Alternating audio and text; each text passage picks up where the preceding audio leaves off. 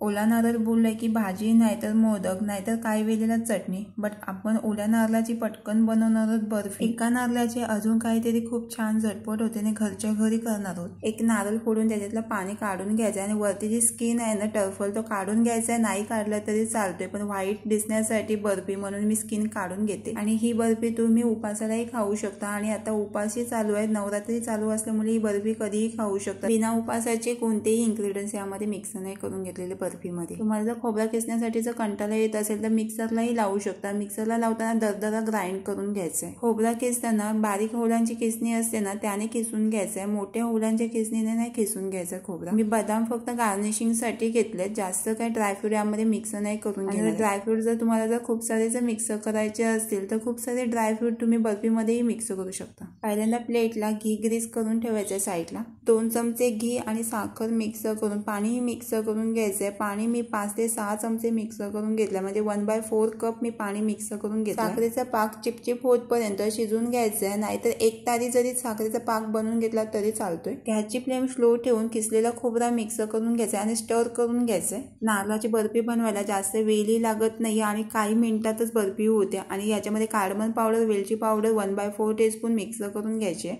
तुम्हाला जर यामध्ये जर ड्रायफ्रूट जर मिक्स करायचे असतील तर ड्रायफ्रूट क्रश करूनही मिक्स करू शकता। आणि या स्टेजवर तुम्ही मिक्स करून घ्या ड्रायफ्रूट। गॅसची फ्लेम ऑफ करून घ्यायची आहे। घी ग्रीस केलेल्या प्लेटमध्ये काढून घ्यायचंय। एकदा ही नारळाची बर्फी बनवून ठेवलीत ना तर खूप दिवसही राहते आणि 2 ते 3 इन्ग्रेडियंट्स मध्ये बनवून होते नारळाची बर्फी। जरी तुम्ही मिक्सरला ग्राइंड करून जरी नारळ घेतला तर याचप्रमाणे बर्फी होईल, छान लागते। वरून बदामाची गार्निशिंग। आणि चॅनलला सबस्क्राईब, लाईक आणि शेअर करायला विसरू नका आणि बनवायलाही विसरू नका कोकोनट बर्फी। त्याचप्रमाणे ओल्या कोकोनटचा आपण केक बनवणार आहोत, खूप छान होतोय।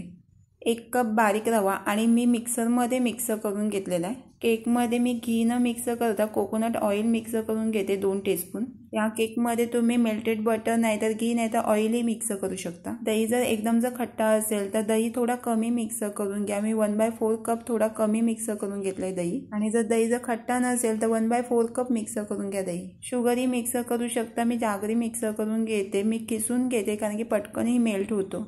1/4 कप थोडा कमी गूळ मिक्स करून घेतलाय। गोड पदार्थाला बॅलन्स आणि टेस्ट येण्यासाठी 2 पिंच सॉल्ट मिक्स करून 1/4 कप दूध मिक्स करून मिक्सरला लावून घ्यायचंय। मी बारीक रवा केक बनवण्यासाठी घेतलाय। तुमच्याकडे जर जाड रवा असेल तर मिक्सरला जरी तुम्ही ग्राइंड केला तर फाईन पेस्ट तयार होते। बारीक रवा जर घेतला तर मिक्सरला नाही लावलं तरी चालतोय आणि मोठा जर रवा घेतला तर मिक्सरला लावूनच घ्या। बाउलमध्ये केकचा बॅटर पोर करून घ्यायचा आहे। 1/4 टीस्पून बेकिंग सोडा नाही तर इनो जरी मिक्स केला तरी चालतो। मग बेकिंग सोडा आणि बेकिंग पावडर मिक्स करायची काही गरज नाही पडत। आणि 1/2 टीस्पून बेकिंग पावडर। फ्लेवरसाठी व्हॅनिला एसेन्स नाहीतर कोणताही फ्लेवर नाही मिक्स केला तरी यामध्ये थोडी जर वेलची पावडर मिक्स केलीत ना तरी छानच केक होतोय। मी थोडी वेलची पावडरही मिक्स करून घेतलाय आणि बॅटर पूर्ण एकजीव करून घ्यायचंय, मिक्स करून घ्यायचंय। 2 ते 3 मिनिटे बॅटर फेटून घ्यायचंय कारण की बेकिंग पावडर आणि बेकिंग सोडा मिक्स केलेला असल्यामुळे आणि फ्लफी होण्यासाठी बॅटर। केकच्या बॅटरमध्ये तुम्ही किसलेला खोबराही मिक्स करू शकता। बॅटर जास्त पातळी करून घ्यायचं नाहीये, रिबिनीसारखा बॅटर पडायला पाहिजे याप्रमाणे बॅटर तयार करून घ्यायचंय। केक टिनला ऑइल ग्रीस नाही तर घी ग्रीस करून घ्यायचं आणि त्याच मापाचा मी बटर पेपरही कट करून घेतलेला आहे, नाहीतर तुम्ही केलीचा पाणीही लावू शकता। बटर पेपरलाही ऑइल ग्रीस करून चिपकवून घ्यायचंय बटर पेपर। गॅसवर कुकर प्रीहीट गरम करून घ्यायचंय। टिनमध्ये बॅटर पोर करून टॅप करून घ्यायचंय आणि वरून गार्निशिंग करून घ्यायचे। वरून गार्निशिंग ओला खोबरा किसलेला पसरून घ्यायचंय। किसलेला खोबरा जरी बॅटरमध्ये मिक्स केला तरी वरून गार्निशिंग खोबरा करून घ्या, तो भाजलेला खोबरा टेस्टला खूप छान लागतोय। गरम करून घेतलेल्या कुकरमध्ये प्रीहीट करून घ्यायचंय, बेक करून घ्यायचंय केक। गॅसची फ्लेम मीडियम ठेवून 20 मिनिटे बेक करून घ्यायचंय। 20 मिनिटांनंतर चेक करून बघायचंय केक झालंय की नाही ते। टूथपिनने नाही तर सुरीच्या साहाय्याने चेक करून बघायचं। जर चिपचिप जर लागत नसेल तर आपला केक परफेक्टली झालेला आहे। केक खाली उतरून थंड करून घ्यायचंय। ओल्या कोकोनटचा केक खरं सांगते खूप भारी होते, एकदा तर ट्राय नक्की करून बघा, एवढा छान झाला होता ना, खूप भारी। केक पूर्णपणे थंड झाल्याशिवाय रिमूव्ह करून घ्यायचं नाही टिनमधनं।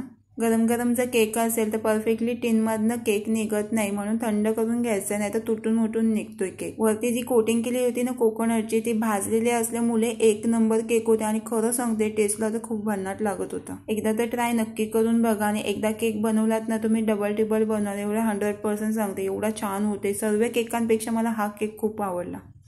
कोकोनटची बर्फी जी आपण सेट करत ठेवली होती ना, तिला एक कट लावून घ्यायचं आहे थंड झाल्यानंतर. ओला नारळ जर घरी असेल ना तर बर्फी ठेवा साईडला, आणि केक जर बनवलात ना तर खूप छान होते. एवढा भारी होतो ना केक, तर तुम्ही फॅन होऊन जाल ना. 100% डबल टेबल बनवाल केक, एवढा छान होतो. बॅटरमध्ये कोकोनट मी मिक्स नव्हता केलेला, तर बॅटरमध्ये जर मिक्स केलं असतं तर अजून भारी झालं असतं cake. I like it cake आणि कोकोनट केक.